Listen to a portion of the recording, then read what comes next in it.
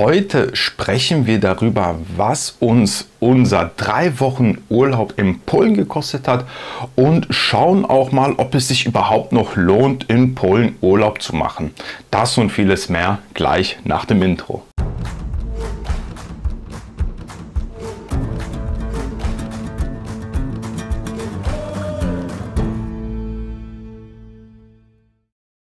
An dieser Stelle auch nochmal Hallo und herzlich willkommen auf meinem YouTube-Kanal. Wie gerade erwähnt, sprechen wir darüber, was uns unser Urlaub in Polen gekostet hat. Hier eine kleine Korrektur vielleicht. Wir waren nicht ganze 3 Wochen in Polen an der Ostsee, sondern wir waren 18 Tage. Also wir waren jeweils 6 Tage an einem Ort. Wir haben 3 Orte besucht. Einmal waren wir für 6 Tage auf der Halbinsel Hel. Danach waren wir 6 Tage in Ustka. Und dann waren wir auch noch 6 Tage in Pobierowo. Zu all diesen Orten habe ich auch ein Video gemacht, welches ich euch unten in den Kommentaren verlinken werde. Dann könnt ihr euch das sehr gerne anschauen. Auch zu den Apartments, die ich an den Orten gebucht habe, habe ich jeweils ein Video gemacht. Auch diese findet ihr unten in den Kommentaren. Bevor wir jetzt mit dem Video fortfahren, könnt ihr mal gerne das Video pausieren und mir mal unten in den Kommentaren hinterlassen, was wir, also ich mit meiner Frau und unserer kleinen Tochter, für die 18 Tage an der Ostsee bezahlt haben. Wirklich alles mit Apartment, Spritkosten, Essen und so weiter und so fort. Ihr könnt mir das mal gerne unten in den Kommentaren hinterlassen. Die vielleicht schon die Apartment-Videos von mir gesehen haben, die werden da vielleicht einen kleinen Vorteil haben, weil ich da auch schon die Preise der Apartments erwähnt habe, was die gekostet haben. Aber es würde mich mal wirklich interessieren. Pausier mal das Video und schreib mal bitte deine Antwort unten in den Kommentaren. Reden wir jetzt aber auch nicht mehr weiter drum herum, sondern kommen jetzt auch schon direkt zum Punkt und auch schon direkt zum Thema. Die ersten 6 Tage haben wir auf Hel verbracht und die meine Videos verfolgen, wissen auch, dass Hel mit zu meinen Lieblingsorten gehört an der Ostsee in Polen. Und das hat auch einfach folgenden Grund. Ich finde, Hel ist so ein ganz schöner Ort, der ist ein bisschen abgelegen. Also Leute, die vielleicht nicht ganz wissen, wo Hel ist. Hel ist auf der Halbinsel, genau am Ende der Halbinsel im Prinzip. Wenn man jetzt auf Hel ist, könnte man sogar nach Gdynia rüberschauen. Vielleicht sieht man auch noch Danzig auf der anderen Seite. Also im Prinzip gegenüber von Danzig. Ich blende vielleicht mal so eine Google Maps Mappe ein, dann werdet ihr sehen, wo ungefähr Hel liegt. Und ich finde, das ist ein schöner Ort. Der ist ein bisschen abgelegen auch. Und man hat dort sehr viele Sachen, die man machen kann. Man hat dort 2 Strände. Einmal den Strand an der Bucht. Danach hat man noch einmal natürlich den Strand zur offenen Ostsee hinaus, welcher auch sehr schön und sehr sauber ist. Ich muss auch zugeben, dass ich dieses Jahr zum ersten Mal zur Saison auf Hel war. Vorher war ich immer in der Nebensaison auf Hel, immer so im Mai rum, Juni. Deswegen wollten wir auch mal wissen, wie Hel eigentlich in der Saison ist. Man muss sagen, es ist jetzt auch nicht ganz so überfüllt, aber es ist schon definitiv mehr wie in der Nebensaison. Das ist ganz klar, dann braucht man auch gar nicht darüber sprechen. Da kommen wir jetzt auch schon mal direkt zu den Preisen und dazu muss ich immer nebenbei bei mir hier auf dem Computer gucken, weil ich mir hier natürlich alles notiert habe, so viel Zahlen. Auf einmal kann ich mir auch nicht merken. Und wie erwähnt, hatten wir da ein Apartment auch. Video, wie gesagt, findet ihr auch in den Kommentaren. Das Apartment würde ich jetzt sagen, es war ausreichend, wirklich ausreichend. Also zum Schlafen reicht es. Ein zweites Mal würde ich das nicht buchen. Und dieses Apartment hat mich für die 6 Tage 3060 Zloty gekostet. Ich werde jetzt nicht immer den Europreis dazu nennen, den werde ich dann einfach unten einblenden. Dann ist das für mich auch wesentlich leichter, anstatt jetzt jedes Mal immer eine Umrechnung zu machen. Ich werde auch immer rechnen 1 Euro gleich 4,30 Zloty, weil das so ungefähr derzeit der Euro-Zloty-Kurs ist. Nur, dass ihr dann Bescheid wisst. Also das Apartment hat mich 3060 Zloty gekostet. Was toll war auf dem Grundstück von dem Apartment, da hatten wir auch einen Parkplatz. Das war auch irgendwie nicht vom Vermieter angekündigt, dass wir den nutzen durften. Wir haben einfach gefragt, weil er ein Grundstück hat, ein abgezäunter Grundstück. Netterweise durften wir unser Auto dort stehen lassen. Dadurch hatten wir natürlich auch keine Parkplatzgebühren bzw. irgendwelche Parkgebühren oder sonst irgendwie so. Aber auch die sind jetzt auf Hel nicht sehr teuer. Also gegenüber von unserem Apartment war da zum Beispiel ein Parkplatz und das hat 20 Zloty am Tag gekostet. Das ist wirklich nicht viel, wenn man das jetzt mal zum Beispiel mit Kowalczyk vergleicht, wo man dann für den ganzen Tag mal locker 80 Zloty los wird. Genau, also somit hatten wir keine Parkplatzgebühren, das war schon mal toll. Dann hatten wir auch Einkäufe. Ich muss sagen, wir waren jetzt nicht zum ersten Mal, schon zum zweiten Mal mit unserer Tochter jetzt schon im Sommerurlaub. Nur unsere Tochter, die ist noch sehr, sehr, sehr klein. Dadurch fallen auch die Restaurantbesuche, sage ich mal, etwas magerer aus. Ja, also der vielleicht ein kleines Kind hat, kann das vielleicht verstehen. Also unsere Tochter ist noch keine 2 Jahre alt. Ich denke, ihr wisst, was ich meine dann so, ne? Also wir versuchen auch schon mal hier und da mal rauszugehen, aber das ist jetzt nicht so, dass wir dann jetzt irgendwie für 3 Stunden irgendwo ins Restaurant uns, sage ich jetzt mal, gemütlich hinsetzen können. Deswegen waren wir natürlich wesentlich mehr einkaufen und da kann ich sagen, haben wir für Einkäufe 431 Zloty und 28 Cent bezahlt. Dadurch, dass wir eine kleine Küche hatten, haben wir dann natürlich dann noch ein bisschen mehr zu Hause gekocht. Klar, hier und da waren wir auch mal irgendwie ein Eis essen oder sonst irgendetwas und da muss man sagen, da haben wir alleine nur für Eis 80 Zloty bezahlt. Ne? Da haben wir so eine ganz tolle Eisdiele gefunden an der Promenade. Ich kenne jetzt den Namen nicht. Wenn ich meinen Videoausschnitt finde, blende ich das damit ein, dann wisst ihr ungefähr, wo es ist. Aber es ist eine ganz, ganz, ganz leckere Eisdiele. Da kostet eine Portion, die auch relativ groß ist, 10 Zloty. Ja, dann hatten wir dann auch noch Bäckereibesuche. Man muss sagen, der Bäcker auf Hell ist jetzt nicht der günstigste. Ich will jetzt nicht sagen, dass es da so ein Monopol ist, aber da gibt es wirklich nicht viel Auswahl, wenn es jetzt um Bäcker geht. Also da gibt es jetzt einen Bäcker, haben wir da zumindest so gefunden, einen größeren Bäcker. Und da haben wir für die 6 Tage ungefähr 120 Zloty und 8 Groschen gelassen. Ne? Klar, wir haben täglich uns frische Brötchen geholt oder auch mal Brot geholt, damit wir etwas zum Frühstücken hatten. Ja, aber das, was wir auch noch viel gekauft haben, beziehungsweise mehr meine Frau, weil sie liebt Fisch, sie liebt Räucherfisch überhaupt. Gerade wenn wir an der Ostsee sind, dann kommen wir gar nicht drum rum. Also meine Frau, die isst sehr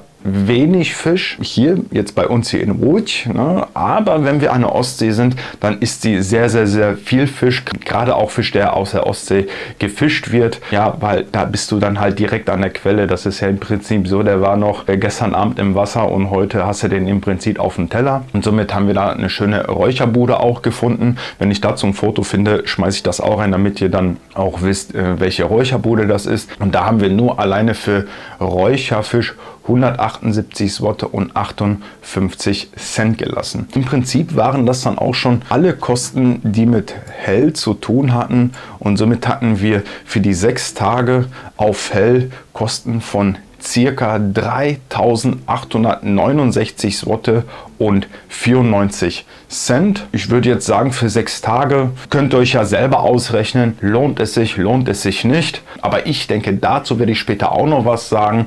Im Allgemeinen, ob sich der Urlaub an der Ostsee im Polen noch lohnt, also jetzt finanziell gesehen natürlich, denn ich habe auch einen kleinen Vergleich auch noch von den letzten Jahren von 2023 und 2022. Da kann ich vielleicht mal so einen kleinen Einblick geben und so einen kleinen Vergleich machen, wie es noch vor 1 bzw. 2 Jahren war. Gehen wir dann einfach mal weiter. Also jetzt haben wir Hell durch und jetzt fahren wir nach Ustka. Wir sind jetzt in Ustka. Ich muss sagen, wir waren das erste Mal auf Ustka und es hat uns sehr an Kołobrzeg erinnert, wirklich sehr. Ich finde, da ist sehr, sehr viel Ähnlichkeit drin einfach. Man muss auch sagen, wir waren extrem überrascht, wie groß Ustka ist. Also ich muss auch ganz ehrlich sagen, ist jetzt nicht so, dass ich mich da wirklich jetzt extrem viel durchgelesen habe. Ich wusste, ja, Ustka ist populär bei den Touristen. Viele Leute fahren dahin und somit haben wir uns dann auch entschlossen, dahin zu fahren, uns das Ganze einfach mal live direkt anzuschauen. Dann haben wir uns mal auch für Ustka entschieden. Somit waren wir auch 6 Tage auf Ustka und unser Apartment, welches wir uns gebucht haben, war auf der Westseite. Ich denke, Leute, die schon mal in Ustka waren, wissen jetzt ganz genau, was ich meine. Also es gibt einmal die Westseite von Ustka und dann hat man im Prinzip eine Brücke, die einmal die Stunde offen hat, wo man dann zur anderen Seite rübergehen kann. Ich weiß jetzt nicht, ob man jetzt Ostseite sagen kann. Ich sage jetzt einfach mal zur anderen Seite rübergehen kann, wo dann auch die ganze Promenade ist, die ganze Action, die sich da abspielt. Was ein Vorteil ist, wenn man auf der Westseite ist, natürlich der Strand auf der Westseite, der ist sowas von leer. Da hat man wirklich zur Hauptsaison kaum Leute. Schaut euch mal mein Ustka-Video an, dann werdet ihr das auch sehen, wie leer der Strand ist auf der Westseite. Und ich meine, ich hätte da auch eine Aufnahme gezeigt, wie er auf der anderen Seite ist, wo die Promenade ist. Also das ist wirklich ein Unterschied zu Tag und Nacht. Was ich auch noch mal sagen möchte, auf Ustka waren wir auch Bernstein sammeln. Wir haben ja auch einiges am Bernstein gefunden, auch auf Hell, also Ustka Hell, super Orte, um Bernstein zu suchen. Wir haben da 2 sogar solche Steine gefunden. Ich gucke mal, ob ich vielleicht später mal ein Foto mit reinschmeiße, dann werdet ihr das sehen, und auch noch ganz viele kleine Steine. Kommen wir jetzt aber auch schon zu Ustka und den Preisen. Also 6 Tage in Ustka im Apartment hat uns 3000 Zloty gekostet, ein bisschen günstiger. Und wenn ich jetzt mal Ustka mit Hell vergleichen kann, das Apartment in Ustka kann ich auf jeden Fall jedem empfehlen. Ist ein sehr tolles Apartment.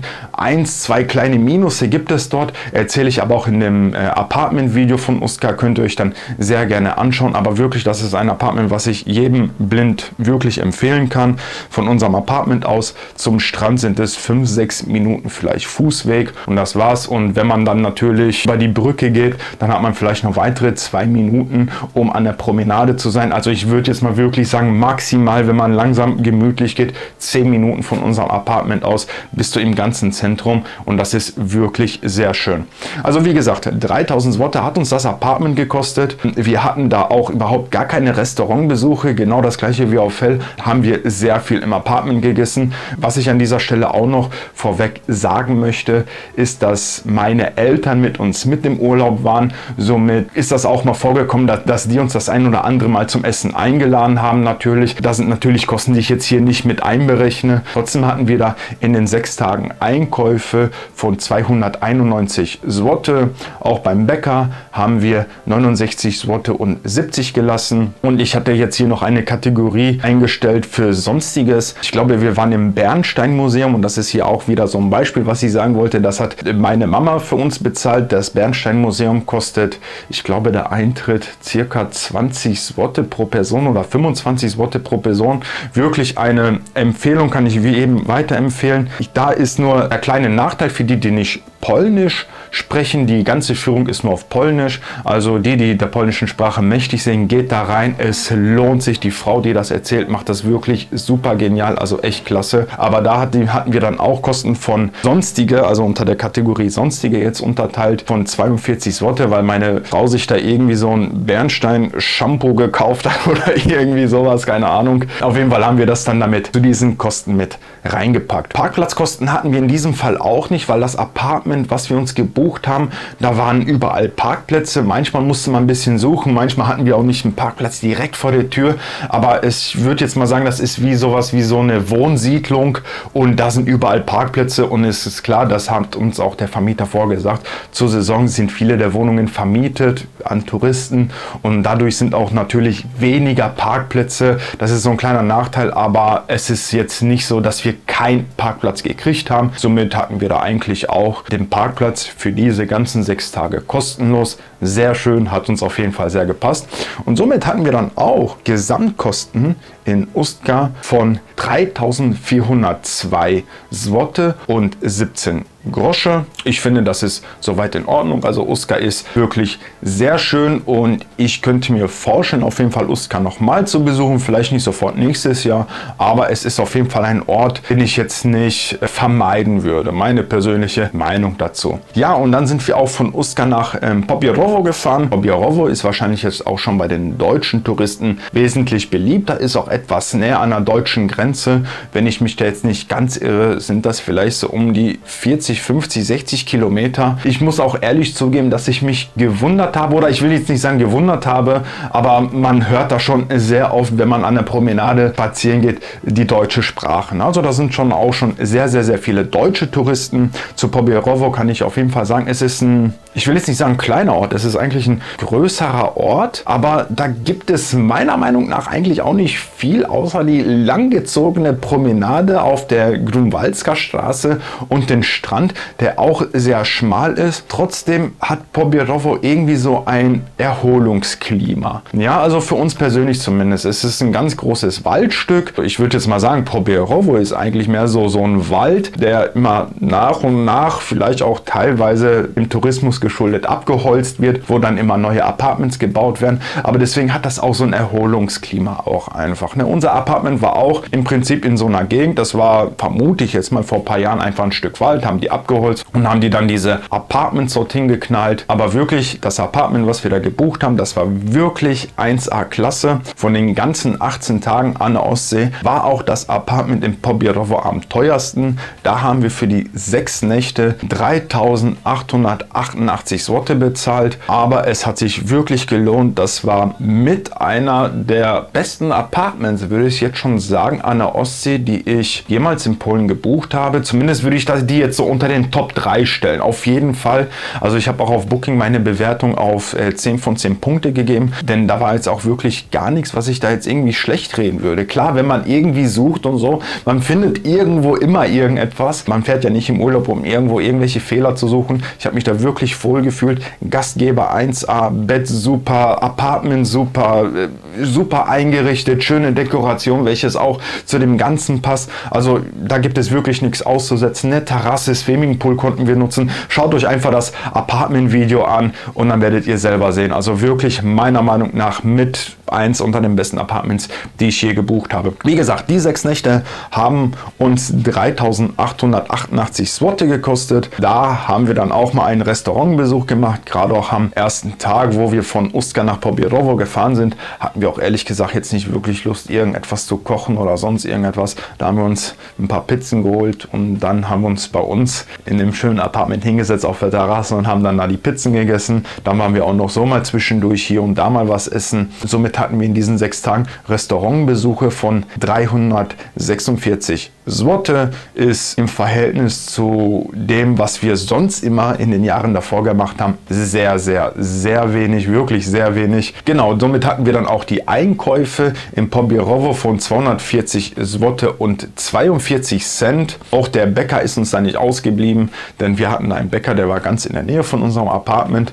Da hatten wir für die 6 Tage 75 Zloty und 20 bezahlt. Und natürlich haben wir auch hier wieder eine schöne Räucherbude gefunden an der Grunwaldzka Straße. Gar nicht, also wenn man jetzt an der Grunwaldzka Straße jetzt vor Kopf steht, man kann ja links die Grunwaldzka Straße gehen und rechts die Grunwaldzka Straße gehen. Und wenn man rechts geht, dann ist da irgendwie so ein Apartment an der Ecke mit einem Hotel und Restaurant. Das nennt sich, ich glaube, irgendwie Paula, Apartment Paula oder irgendwie sowas. Und ein paar Meter weiter, da ist so eine Räucherbude. Ich habe auch kein Foto oder sonst irgendetwas. Ich kann mal gucken, ob ich bei Google Maps die Adresse finde. Die haben da auf jeden Fall auch geräucherten Fisch verkauft. Und da haben wir dann, wie gesagt, auch 128 Zloty 27 gelassen. Somit waren das auch, glaube ich, alle Kosten. Auch haben wir auf Pobjerewo keinen Parkplatz bezahlen müssen, denn zum Apartment hatten wir da auch einen Parkplatz. Das war sogar sehr toll. Könnt ihr euch mal das Video anschauen, dann seht ihr, dass wirklich mein Auto vom Apartment, also das war wirklich keine 2 Meter. Das war natürlich beim Auspacken und Einpacken sehr, sehr, sehr praktisch, sehr hilfreich. War zum Beispiel auf Ustka ein bisschen anders. Unser Apartment war da auf der 4. Etage, meine ich. Gut, da war ein Aufzug, dann konnte man natürlich hochfahren, nur trotzdem ist es dann immer so ein bisschen aufwendig, ne? Von oben wieder runterfahren, von unten wieder nach oben fahren und da war das wirklich echt klasse. Also das hat uns dann da wirklich sehr gefallen. Aber das waren natürlich nicht alle Kosten. Selbstverständlich hatten wir dann ja auch noch Spritkosten. Also Leute, die meine Videos verfolgen, wissen ja, dass ich in Łódź wohne und somit hatten wir dann die Fahrt von Łódź nach Hel, von Hel nach Ustka, von Ustka nach Pobjerewo und von Pobjerewo wieder nach Łódź. Und das sind ungefähr 1315 Kilometer, so plus minus. Also ich habe mir das jetzt auch über Google Maps ausrechnen lassen und die Spritkosten für diese ganzen 18 Tage waren ungefähr 737 Zloty und 42 Cent, was irgendwie sehr, sehr, sehr witzig war, weil ich kann mich noch erinnern und hier kommen wir jetzt auch mal ein bisschen zu dem Vergleich von letzten Jahr. Letztes Jahr und vorletztes Jahr war das ja so, dass die Regierung ja keine Steuern auf Sprit hatte und auch sehr, sehr, sehr viele Tankstellen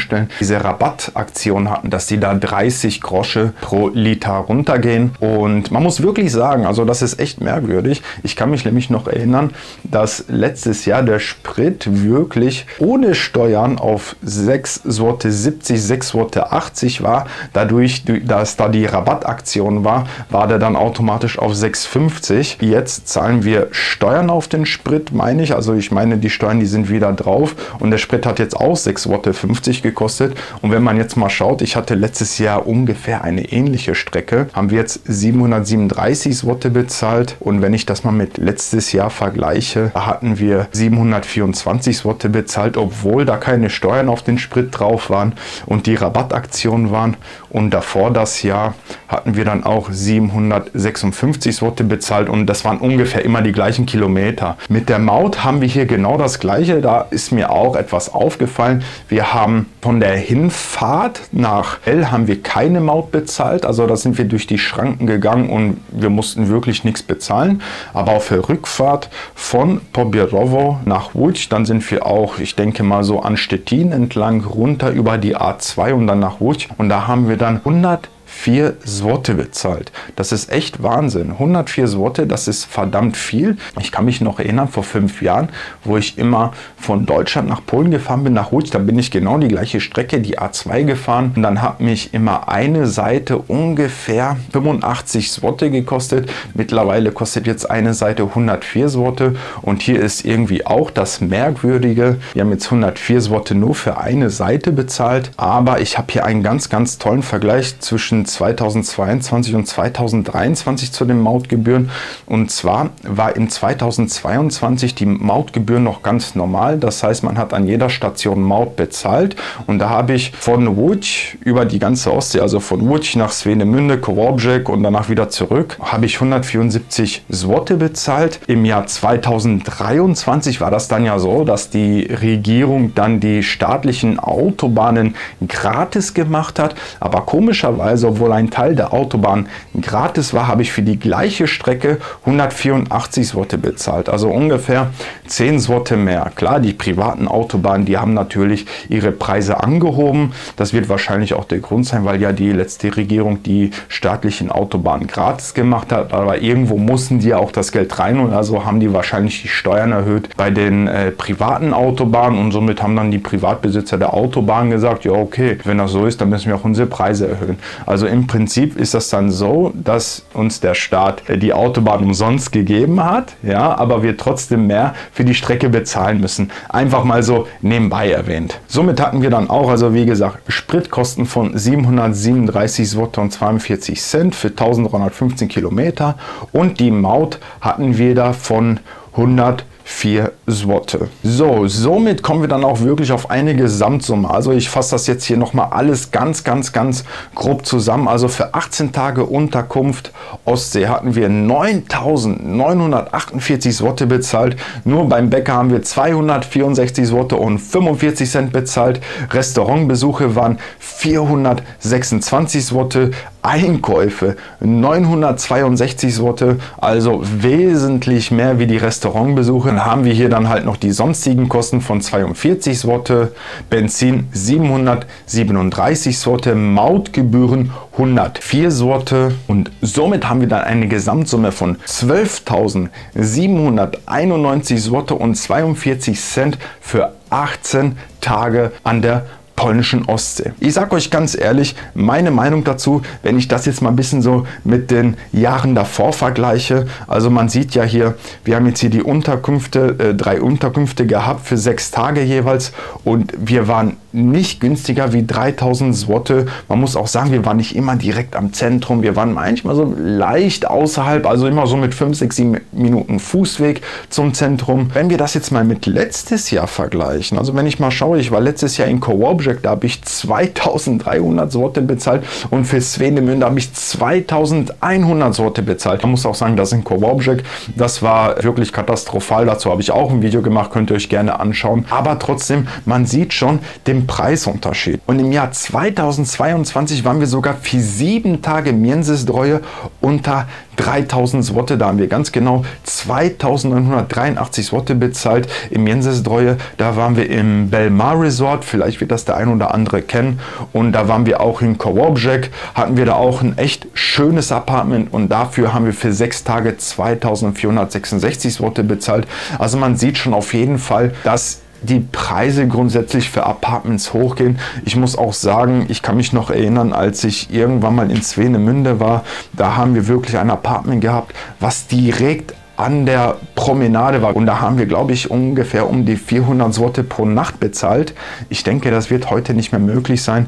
Die Preise der Apartments steigen leider immer mehr und immer mehr an. Das ist auch natürlich den Nebenkosten geschuldet. Man muss auch zugeben, dass ich selber gesehen habe mit meinen eigenen Augen, dass es Restaurants zum Beispiel gibt, die schon geschlossen haben oder die ein Schild haben, dass die sagen, wir können das und das leider aufgrund von hohen Gaspreisen oder aufgrund von hohen Strompreisen nicht mehr anbieten. Ja, das ist dann schon irgendwie traurig und natürlich ist das doch ganz verständlich, dass die Vermieter das irgendwie auskompensieren müssen. Die können ja nicht sagen, okay, wir machen jetzt mal den Touristen glücklich und ich zahle jetzt drauf, weil die müssen, ist klar, die wollen verdienen, das ist ja auch gar kein Geheimnis, sollen die auch, das ist auch deren gutes Recht, ist auch voll in Ordnung, aber das sind natürlich dann die Sachen, warum die Preise immer mehr und immer mehr ansteigen. Und ich war letztens mal an der Manufaktura, an einem Reisebüro vorbeigegangen und dann habe ich dann gesehen, was dort eigentlich mal so eine, sage ich mal, teilweise 7 Tage, 8 Tage Reise kostet. Ich schau mal, ich habe Fotos davon gemacht, dann kann ich euch das mal zeigen,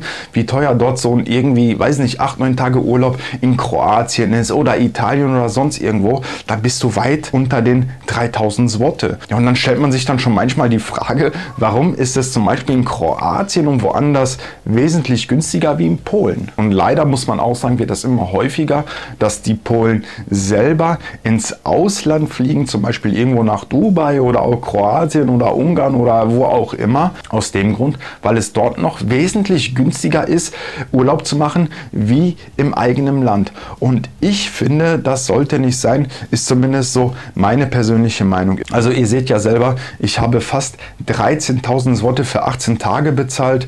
Ich denke, für 13.000 Zloty kann man auch schon irgendwo außerhalb Polen fliegen, wo du wirklich ganze Zeit Wettergarantie hast für die gleiche Zeit und auch einen sehr, sehr, sehr schönen Urlaub haben. Ne? Aber hinterlass mir einfach mal deine Meinung unten in den Kommentaren, denn diese würde mich sehr interessieren. Ansonsten danke ich dir wirklich, dass du dir dieses Video bis zum Ende angeschaut hast. Damit unterstützt du mich und meine Arbeit wirklich sehr. Bleib gesund und bis zum nächsten Mal. Ciao!